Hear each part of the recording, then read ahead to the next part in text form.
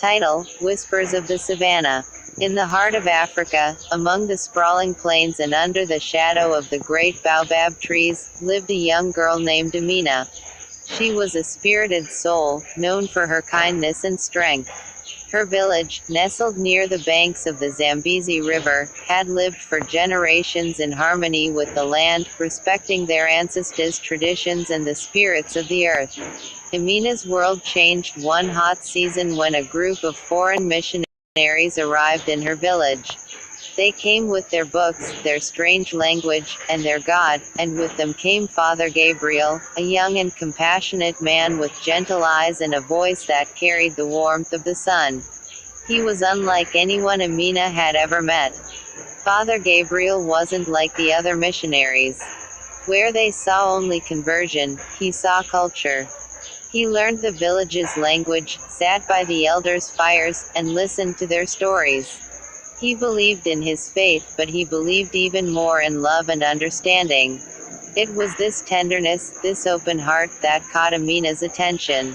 Their encounters were brief at first, glances exchanged across the marketplace, brief conversations after sermons. But something deeper began to grow between them.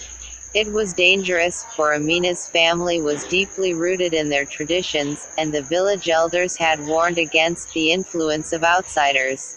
Amina knew she was playing with fire, but her heart had already started to beat in rhythm with Gabriel's voice. One evening, as the sun dipped low on the horizon and the air shimmered with the songs of the cicadas, Amina found herself alone by the river. Gabriel appeared, walking slowly toward her. They both knew the weight of the silence between them. "I should not be here," Gabriel said softly, his voice barely louder than the river's gentle flow. "And yet you are," Amina whispered, her eyes searching his face. "Why?" Gabriel looked at her, his heart in turmoil. "Because I cannot stay away." Quote. In that moment, the world around them seemed to still. The birds in the trees, the rustling of the wind, they all held their breath as Amina and Gabriel stood at the edge of something forbidden, something powerful. Their love, like the mighty river before them, could either bring life or wash everything away. Amina reached out and took Gabriel's hand. "We are different, you and I. But our hearts, they speak the same language." Quote. Their love blossomed in secret, hidden from the eyes of the village. They would meet by the river at dusk, sharing their dreams, their fears, and the weight of the world they knew could never accept them. Amina's heart ached with the knowledge that their love was forbidden, that her people would never understand, and that Gabriel's God and her ancestors stood on opposite sides of an unbridgeable divide. One night, as the moon hung full and heavy in the sky, the village elders discovered their secret. Amina's family, torn between tradition and love, confronted her. Gabriel, too, was called to answer for his actions before his fellow missionaries. "You cannot stay here," the village chief said to Amina. "To love him is to betray your ancestors." Quote. And you, Father Elias, the head of the missionaries, told Gabriel, must leave this village. Your heart has led you astray from your mission. Quote. Tears in her eyes, Amina turned to Gabriel. "What do we do?" Gabriel, torn between his faith and his love, took her hand. "We run," he said. "If the world will not accept our love, we will find a place where it can." Quote. Under the cover of darkness, they fled into the wild savannah.